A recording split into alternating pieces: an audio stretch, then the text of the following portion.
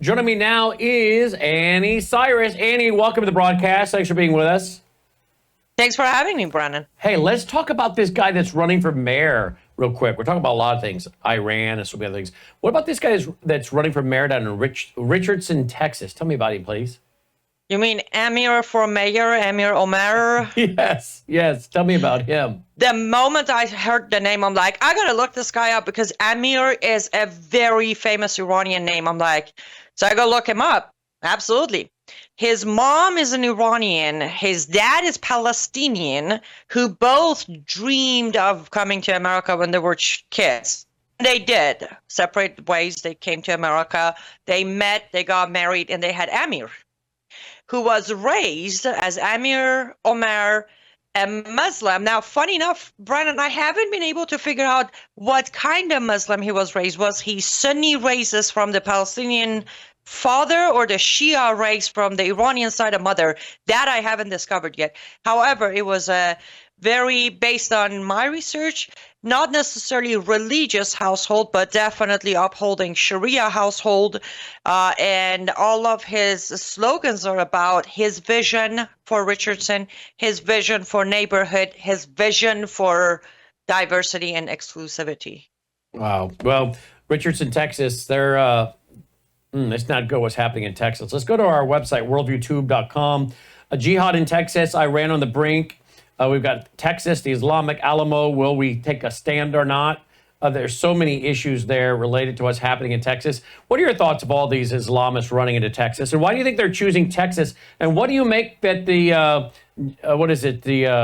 Jalamit, let me go look it up over here. The Tablighi Jamaat. Jamal, yes, thank you. What do you make that they are bragging so much that this is now in Texas, their North American headquarters, and supposedly an Al-Qaeda tied network for recruit? At least that's what we're being told by Rare Foundation.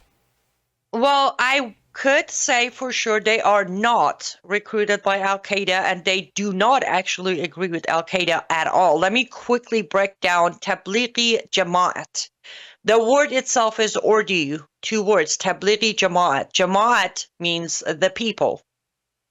Tablighi means the advertisers. They are literally the people of advertising of Islam. That's what they stand for.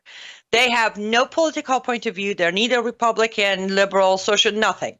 They're only about Islam, and their main method is to teach Islam and invite non-Muslims to join Islam.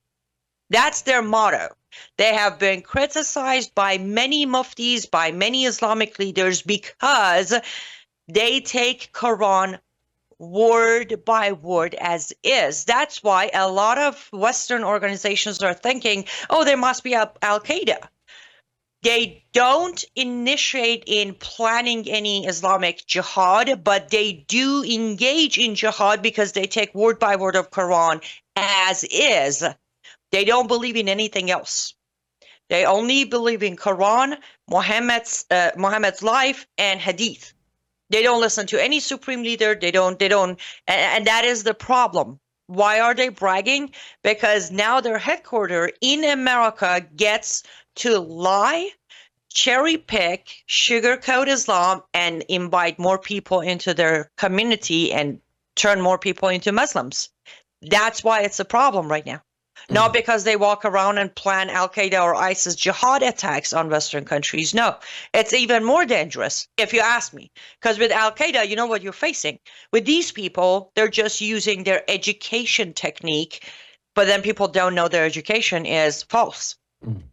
Now, thank you for that. Let's move now to Iran. What do you see coming with Iran? Trump administration resumes aid for Iran initiative. Here's one headline right now from Iran International. What are your thoughts about where we're going? I mean, there seems to be those who really want to see World War III, whether it's with Iran or with Russia.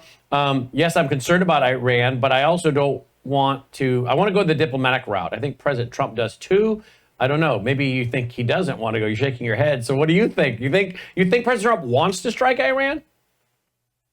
I don't. That's why he's taking this route. But me shaking my head is because there is a third option on the table that President Trump is not even entertaining. The media is not even covering. On January 20th, first thing in the morning, the Crown Prince of Iran, Prince Pahlavi, sent an official letter to President Trump congratulating him on his victory on the inauguration. Also, he said, you have the chance to go beyond and above the Abraham Accord and pull a Cyrus Accord and make history in Middle East. I am ready to talk. That letter has not even been acknowledged by President Trump or Trump administration. So there's a third option. People of Iran are ready to topple the regime. The prince has officially announced he's ready to take power. We don't have to strike him, Brannon, and we don't have to make a deal with the devil either. We could go the third route. For what reason President Trump is not entertaining it, I have no idea. I'm extremely disappointed, but I have no idea why he's not. Now, I do Let me just stop you right believe- there. So the Shah, you know, a lot of people weren't alive then. Some were not paying attention. But for those who remember, the Shah had cancer. He comes to America. He got thrown under the bus by Jimmy Carter. And while he's gone, there's an Islamic Sharia revolution in Iran. He was not running a Sharia government. He was, you could look at the pictures of the women on the beaches and they're wearing two-piece bathing suits. You would think that was probably Miami, but it's not. It was Tehran. It was Iran. And so there you go. There's this now, years, decades now, of these people have been enslaved. Many of them don't want to live under Sharia, Islamic law. And you're saying the son of the Shah is saying, I'm ready to go back and lead this country. By the way, the queen, the Shah married a much younger woman, and this would obviously be the prince, his mother. She's still alive today, right? Yes, absolutely. And believe it or not, 80% of us who are backing the prince are not backing him. We're backing her up. Because if she gets to go back and help her son put the country back together, there's a very bright future, not only for Iran, but for the entire Middle East and the Western countries. But as of right now, again, I have no idea why that option isn't even being acknowledged or entertained. But we have a much better solution to the problem. And I strongly believe when originally on March 5th, I believe President Trump, when he sent the official letter to Supreme Leader of Iran, I think he was hoping they're going to come back with an absolute no. But they kind of called his bluff and came back with, yes, let's negotiate. That's where we're trapped right now. What do you think a strike on Iran by Israel and America would look like? And what do you think that would mean for Americans here in the lower 48? Okay, I think that would be a terrible idea today, again, because there's a better option. However, I think if there's a strike, if there's a military strike on Iran, it won't last more than 10 to 15 hours because people of Iran are going to open all the gates and tell every single military, either Israeli or America, come on in, let me show you where to go. Genuinely, I don't think it's going to take more than a day. However, the backlash is going to be huge. There will be a lot of international noise coming out of it. I don't know how many international criminal courts they're going to drag Trump and Netanyahu to. If they're willing to face those, then they're willing to face that. But I don't think it's going to be World War III at all. It won't even last more than a day because people of Iran are done. Military strike, Prince Pahlavi, whatever it takes, just come help us. There are streets of Tehran filled with graffitis and spray paintings of help. Free us. There was a huge Trump banner in Tehran day after inauguration with Farsi and English writing on it, Mr. Trump, come make America great again. It took him almost 72 hours to take it off the walls, the regime taking it off the walls. People are done. So two out of three options are going to work. The third option that we're stuck in right now will not work. Brannon, you know better than anybody. There is no negotiating with these people. No. There's no deal. Mm-mm. So we're wasting time, energy, and a lot of Iranians inside Iran and outside of Iran, last 24 hours, including myself, we are very, very disappointed. And that is not a good position for Trump administration to be, considering how many Iranians in 2024 walked in for first time in their life in America and voted for Trump for today. Now they're very disappointed that they did that. So if they were to even strike Iran, you say it wouldn't last very long. What, if anything, would happen with the terror cells here in the U.S., like Hezbollah's? Uh, depend on how they handle the strike, how being Israel in America, how they handle the strike, we could face a very small couple of single attacks, or we could face disaster. And here, okay, so there's a leaked document published by Iran International, where I get most of my information, that there is a talk that Israel might not actually bomb the nuclear sites, but rather they might go for Jamaron. Where is that? Where the supreme leader of Iran resides. It's there about 20 hours and 24 hours a day. If that happens, we're going to face nothing here. There is no one to give them the call to go for it. If they miss Jamaron and go for something else, there will be a call to action for them to retaliate on us here. And what would that look like here? What would that last part look like, that strike? Every single town, from small towns to big cities, are going to face terrorist attack. They have way too many sleeper cells here, everywhere from, again, big cities to small towns. Right here where I'm at, 7 minutes away from me, is the second biggest Iranian Pakistani mosques located. And I'm in a very small town. Would they go for power grid? No. Brian, I really think they're going to go for casualty. They're going to go to kill as many Kafirs as they can. They're going to go for blowing up buildings, cars, driving cars into populations, beheading with machetes, mass shooting in the schools, in churches, in synagogues. So at this point, they're not going to want to put the grid down and wait for people to die. They want terror. Blood. They want blood. Yes, they have to cast terror in the heart of unbelievers, as Allah said He will. If we strike first, they will strike back, and they're going to look for bloodshed in America. Here we did have this headline: Iran responds to Trump's letter offering to negotiate a nuclear deal.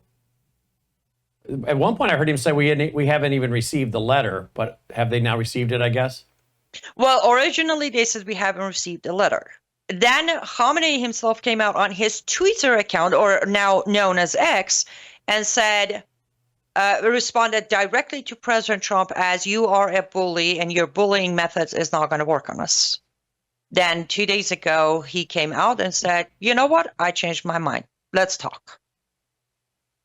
And I think There's President Trump was really hoping for Khamenei to stick with the first respond of, "You're a bully and I'm not going to talk to you." But then I think advisors to Khamenei like, "Listen, let's talk. If he is willing to trap himself and buy us time, let's take it." Then he came out with the second respond of, "Okay, now there is one. Trump has requested direct negotiations. Khamenei has responded with, we're willing to do indirect negotiations." So let me be fair and say this is where we're at. They want to continue in direct negotiations like they did with Biden regime, but Trump has requested direct negotiations. We'll see who wins. Tell me about this one. Russia moves to ratify a comprehensive treaty with Iran. Yes.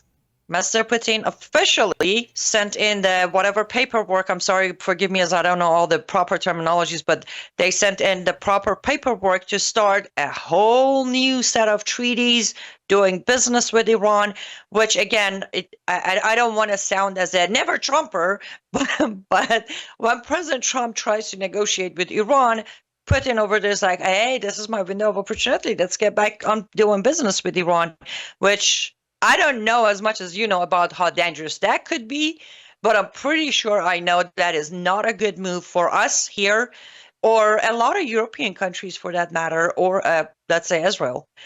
The letter has not exactly specifically said what kind of treaties they're going to do, but they're definitely, I'm pretty sure, nuclear stuff and uranium and I don't know, warheads, all of that is going to be part of that treaties.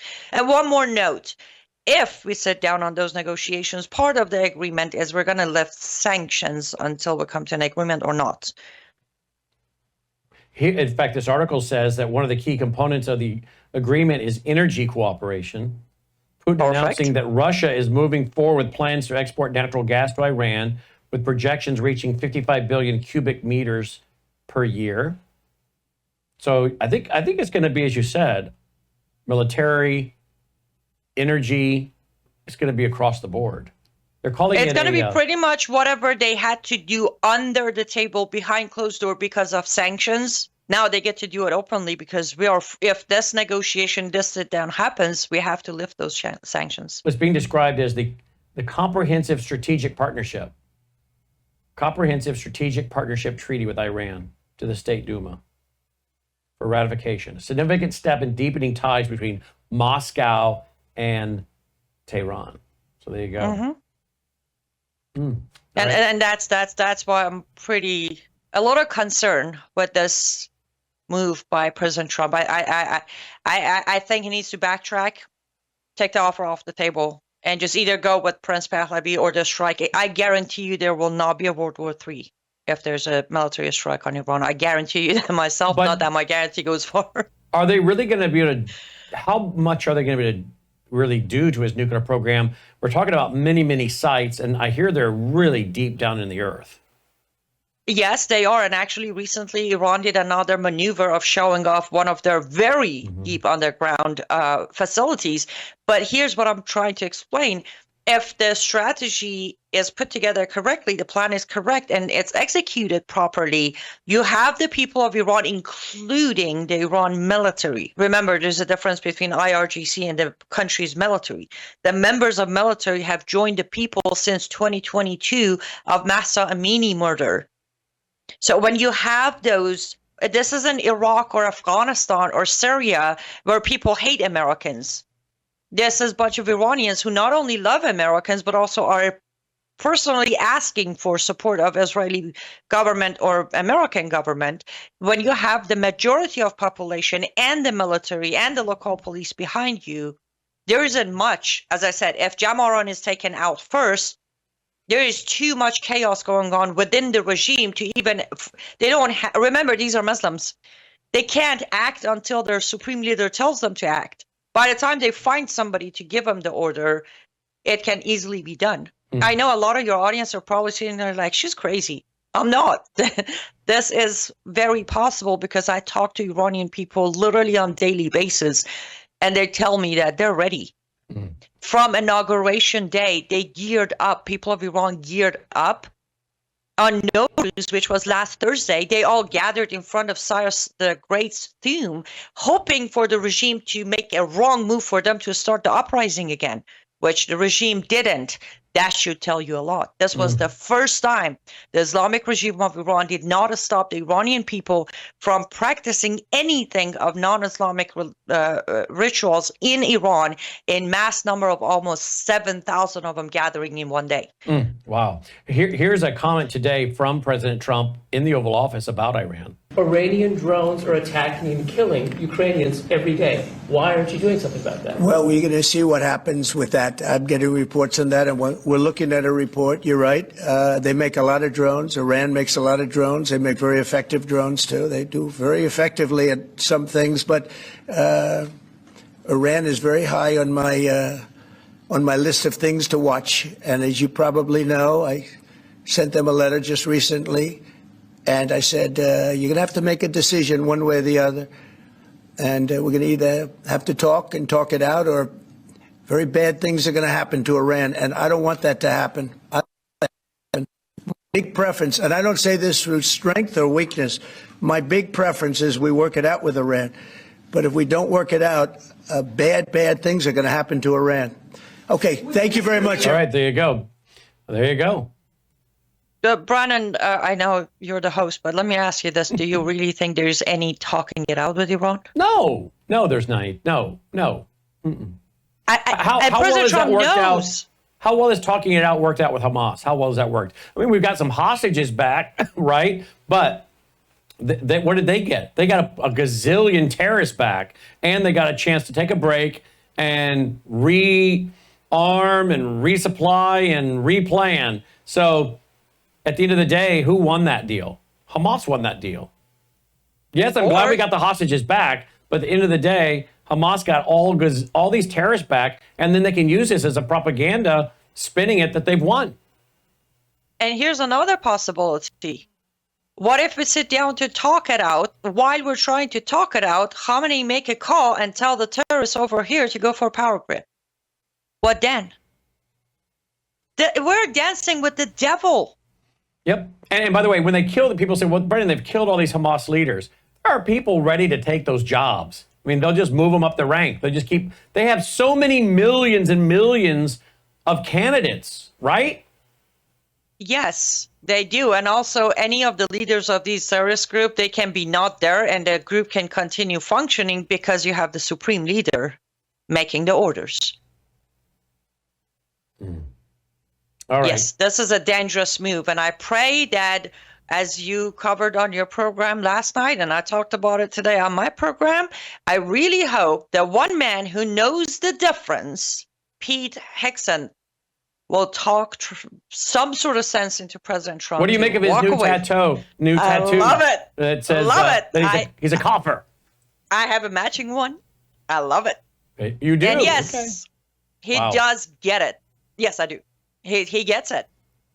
Pete Hegseth gets it because he has served in the military, because he has looked them in the eye and he knows exactly what they are. I guess I would love to see, I don't know from a diplomatic standpoint if it would help Trump, President Trump or not, but I would love to see the prince with a meeting in front of the fireplace in the Oval Office, just to send a message. The moment I saw the letter, because the prince published it publicly as well, I literally grabbed it. I tried my best to make sure to spread it. But the very first thing I said was, bare minimum of this meeting, President Trump will achieve more fear for the regime. Mm-hmm. I'm just... And that's why I think if President Trump were to appear with the prince in one of those chairs, in front of the fireplace, in the Oval Office, I think the folks in Iran would go, oh my, because they know that if President Trump desired to use the CIA and help the dissidents there in Iran, and that they have a plan to take down the regime and bring in the prince, this would be I think from a psychological standpoint, it would just rattle their cage. And it makes you wonder why he hasn't done it yet. So you agree with you agree that he should put him in the chair in front of the Oval Office? 100%. Fireplace. 100% immediately. So many people have sat on that chair. That was no urgency for it. Right. Prince Pahlavi has it should be very top priority for him to sit there. And honestly, President Trump might be amazed after having a discussion with Prince. Remember, Prince Pahlavi had almost 42 years to come up with a plan. This man has a plan. And we trust his plan. Wouldn't it also just be fun to watch how the left responded to the prince sitting in a chair in front of the fireplace in the Oval Office? Can you imagine how the left-wing media would respond and the headlines that would come out? That would just watching the headlines would be fun, because now they're going to have to try to predict what they think this all means and what's coming. And that in itself would be fun to watch for a couple news cycles. It would be amazing. I think we're going to have a very brand new, nice river of liberal tears. I look forward to it. I do too. LiveUpToFreedom.com. LiveUpToFreedom.com. I know you've been involved in another project for several months that kept you from being here, and you finished and wrapped up that work, and now you're able to come back with us, and we appreciate it. Look forward to having you as a more regular guest again. Absolutely looking forward to it. Thank you so much, Brandon. Thank you, Annie. Annie Cyrus checking in for the first time in months. Glad to have her back. LiveUpToFreedom.com. All right, folks, before we go to the interview that I pre-taped the other night with Wes Peters and Michael Weiner about possibly the next big financial crisis coming from private equity firms that are buying up HVAC companies, dentist office, plumbers, retail stores, and some of these packages have been put into pension plans. Before we go to that, remember, one of the things I drink every day, Gatatana, one scoop, the equivalent of 90 billion plant cells. There's like 5 clinical trials behind this. I also give it to Dolly, half a scoop on her food every day. There's Binks that had a tumor in his eye. They put that little kitty on some Galatana and tumor gone. Huh. And remember how this all started. Remember how this all started, folks. You remember how it all started? This largely started from a guy that was growing phytoplankton. They gave him a terminal. Yeah, you're terminal. You're terminal. Go home, get your affairs in order. He's growing the phytoplankton for his shellfish. He says, what do I got to lose? He starts eating it. His daughter's like, you're crazy. You don't know what that's going to do. He's eating it, starting to feel better. Back pain's going away, losing weight. Eventually, his diabetes that ceased to be an issue. Goes in for surgery. I guess his lungs were covered with some white film. They did some biopsies, come out with 11 of them, come back, like, they're all benign. What are you doing? I'm just telling you his story. It was in the Canadian news up there, the newspaper. This is back July 6, 2005. And we've played the video of him telling his own story. Went on to live like another 10 years, retired to Hawaii. That's how this company ended up coming about with the help of Dave Hunter. So if you would like to go and get this Gatatana, which is 100% all natural, Gatatana, phytoplankton, you can do that at melissahousegpa.com, melissahousegpa.com. We have a lower third for it. Oh, the lower third's coming. And Dolly takes it every day, a half a scoop on her food each and every day. So go ahead, check that out. melissahousegpa.com, Melissa House, HOWSE. What are you doing? Melissa House, GPA. You're after the water bottle. She already stole one, didn't she, Logan? She came in there with it, did she's after another water bottle. melissahousegpa.com, melissahousegpa.com. What do you want? What is it now? You're like having a 2-year-old, worse than a 2-year-old. Yeah, you want the business cards, you want the Bella Grace. You are a piece of work, aren't you? Everybody wants a lab now. Everybody's like, oh yeah, after watching Brandon, let's get a lab. Yeah, I don't think you want a lab, do you? Not unless you have a love, patience, and the ability to give her a lot of attention. She is an attention seeker. She's a piece of work. All right, there you go. Melissa House, GPA.com.